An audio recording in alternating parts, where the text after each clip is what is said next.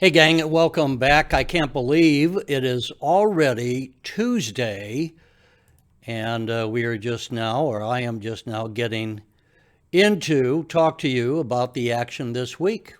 Welcome back. Hope you had a great weekend. Hope you are about to enjoy, I hope, some of the warm weather. 70 degrees today in central Illinois, but a lot of rain is on its way.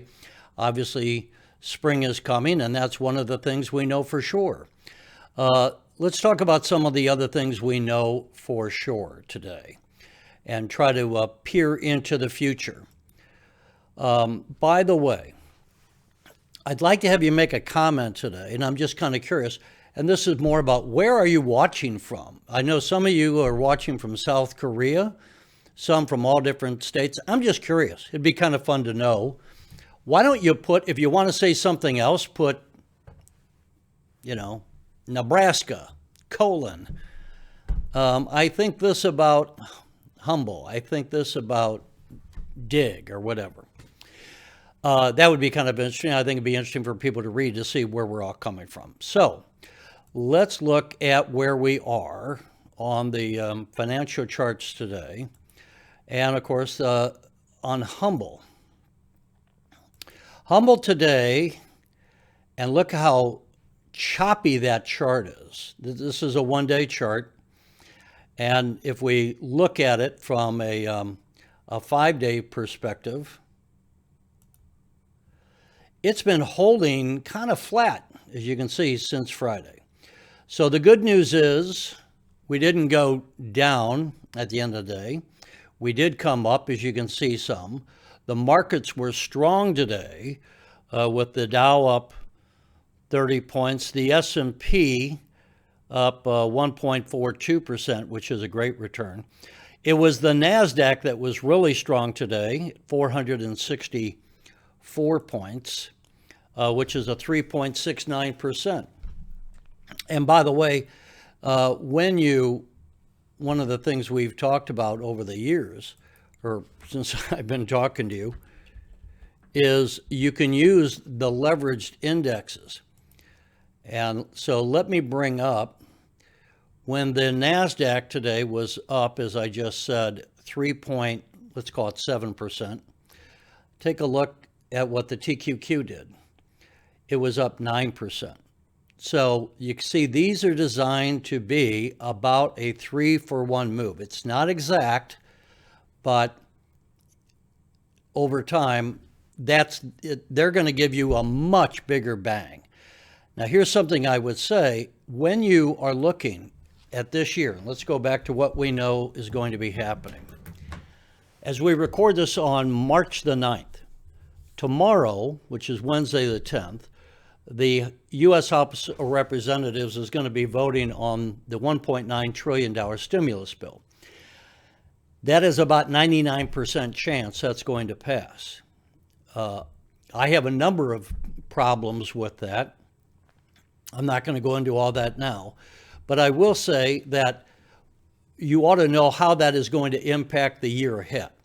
First of all, in the short term, we're going to be getting taxpayers are going to be getting $1,400 deposited into their accounts. And so people are going to have a lot of money temporarily. Now, some have been hard pressed because they're out of jobs. A lot of other people are not hard pressed, and they're going to have that money to spend. So that is really going to goose the American economy, at least in the short term. It's kind of like a sugar high. We're going to have this injection of cash that will help the consumer spending. So all these retail outlets. So if you want to look at some places possibly to put some money, you could look specifically at some of the consumer spending items that might help Amazon, that might help TJ Maxx, that might help Kohl's. Those are a couple of names you might look at. The other thing is you could look at an ETF, and I don't have one pointed out for you, but there's going to be an ETF on retail, so you could look there too. The other thing that's going to be happening is I should point out to you, in case you don't know, 60% of the American economy is tied to consumer spending. So when we get that injection of cash, that's going to make the market go up. So barring something else that is dramatically horrible, as I said, just as COVID came out of the blue, that wasn't on anyone's radar, or 9/11, or some disastrous natural disaster comes along, like a major earthquake. Barring something coming out of the blue at us, 2021 is going to be a pretty good year, I'd say, in the economy and in the stock market. We are going to have, because we're coming out of this low economic period of 2020, we are going to have periods of growth this year, quite possibly, that are going to be over 5%. And we haven't seen that, I'm going from memory, but we haven't seen growth like that since Ronald Reagan was president, which was a pretty good time for this to be a stock investor. We've had periods there where we were up 7 percentage points. We might see that this year. So that's something to look at. And I'm trying to put that on the radar. Also, on Humble, what do we know? Well, today, as we said, it was down. But let me show something. I'm sorry, I said it was down. It was just flat. It was actually up some. But it's been flat for a couple of days. But look at the volume here. The volume today on Humble was 4,355,000 shares traded, where we normally do 27.6 million. That tells me that people are kind of still standing out on the sidelines. So I think on Humble, we're kind of just in a waiting period. Now we know we got the stock ticker symbol is going to be changing at the end of this month. We know that we're going to have the end of this month is going to be the first quarterly earnings period ending. The very first quarter for Humble is a publicly traded company. So we'll get those numbers in April. And I'm not expecting a whole lot from that. I mean, it's just the very first quarter, and they're rolling out the things. We know we're going to have the app coming up. I'm eager to hear how the money inflow is coming from Humble Finance on the block exchanges, the ETXs. What kind of merchants have they signed up over the period of time? I'd like to get an update on Tickery and what's happening with that and the integration of Tickery into the Humble app. And, just whatever they're going to say. I think with a company like Humble, now this is something we don't know, but I'm speculating. You want to keep your eye it's a very dynamic time because it's so new. And just like Tickery came out of the blue, I'm looking to see what other things are we going to learn about deal making, because I think they're constantly looking at deals behind the scenes right here. And that's something when we look at this quiet period right now for a number of days where we're at about 330, price share, just kind of treading water, we could get some news that could be explosive to the upside.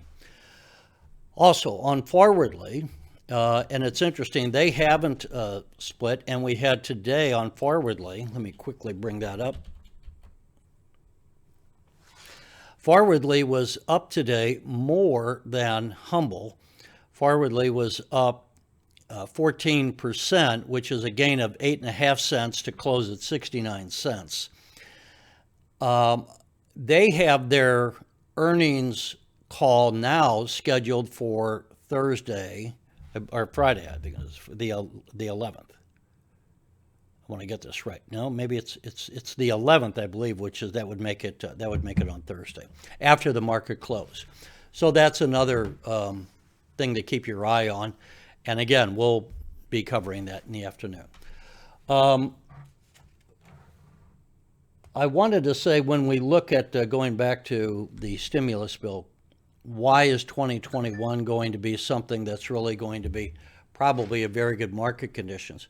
Not only is that those checks going out, but we're expanding. We, the United States, we, the Federal Reserve, are expanding the money supply by 25%. That is an amazing increase.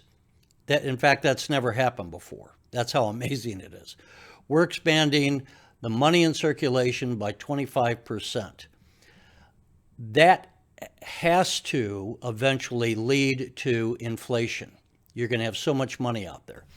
So with that in mind, you want to be looking at some commodities and things that you may never have thought. There's going to be ETFs. You can buy gold, which is GLD. You can buy silver as an ETF. You can buy copper. Those are some names that you might want to be looking at, okay? I know a lot of you, we started off with Humble being a penny stock, and you came to the channel looking to make a lot of money in a penny stock. I think with Humble you will, even though now, of course, with the reverse split, it's at $3. But don't be passing up other things that are going to be going up. And my role, as I see it, is to educate you not only about some trading techniques, but also to give you a quick overview of where we are in the economy. As a lot of people don't talk about that, and that's what I'm trying to talk about. When we talk about money and politics, there might be some time down the road where I'll be a little more political. But here, this is where money and politics, when we got the U.S. Congress about to pass $1.9 trillion, that is just an enormous bill. And it is, you know, it's like having a swimming pool and dropping a Volkswagen into the pool. The wave that's going to be coming off of this bill and rippling out through the economy is going to be huge, and it's going to last for the rest of the year and maybe into the next year. The problem is it can also cause problems. And so we're talking about that. I touched on it. The inflation problem is going to be one thing we have to worry about down the road. All right, I just taken some notes trying to see where we are. What do we know? Also, we know oil is going to go up. I told you about DIG. DIG was actually down slightly today, I think because it ran up so much. DIG went over to, is now at 133. It was up just the other day. Let's take a 5-year chart and let's see if I can expand that a little bit. Well, I'm having a hard time bringing that down. Anyway, the point is, I don't want to bother with it right now, frankly. It was up to about 136. So oil, I think, will continue to go up.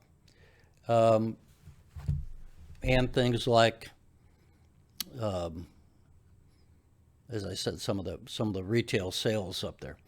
Look, one of the things as we go forward, I will also be looking at some dividend plays for those of you who want that. We'll be talking about some books that I would want you to be focusing on. And I know some of you have said, would you look at some stocks that they would like me to be analyzing?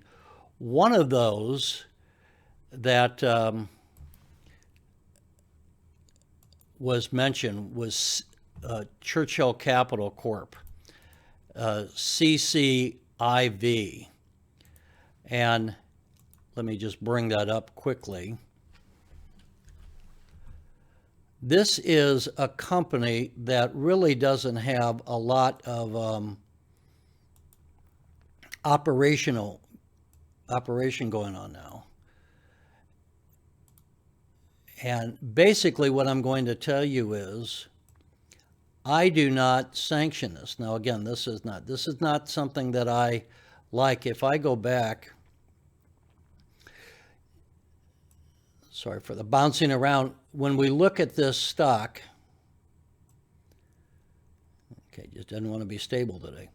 If we look at this stock over 6 months, and remember how I've said when you get something going vertical, it almost comes back down exactly the same, that it can't sustain itself, and you see that here.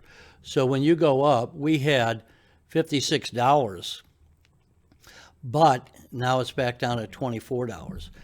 So for those of you who said, would you analyze this? I think they were probably interested in when it was going up this hill here, but then boom, it went up. So folks, I don't care for that. What I do care for is right now is still like Humble, and I'm holding on long term. I think right now that's at least until I change my mind, a 3 to 5 year hold. I like DIG for the better part of this year. I'll keep you updated. I like InMode, INN, like going like Indiana, and MD like medical doctor. So it's INMD. And that's a good long-term hold. I think you'll make money on that. Again, these are not penny stocks, but they're places where you're going to make money.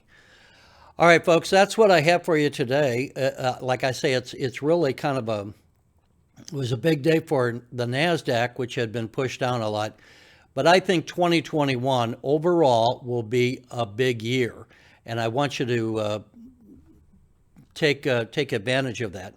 By the way, don't forget the leveraged indexes, and if you want a really broad one, I showed you the TQQQ, that's on the NASDAQ. A much broader one where you're in every sector is the U Pro. That's 3 times the S&P 500, and that symbol is U as in Union, PRO. U Pro, 3 times the NASDAQ. So, as always, I think I'm going to do about an 8-minute talk, and here I am at 16. But anyway, let me know what your thoughts are. If there is something that you think you're really keen on as far as you want me to take a look at it. I'm not really keen on a lot of penny stocks, and some of those that you've brought to me, I'm like, why would you ever want to invest in that? But nonetheless, go ahead, and if you have penny stocks you want me to look at it, I'll take a look at it.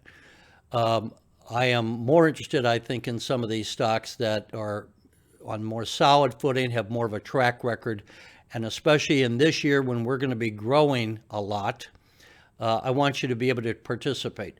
So take a look if you would. Let me bring up UPRO just before I close out here and get that price for you.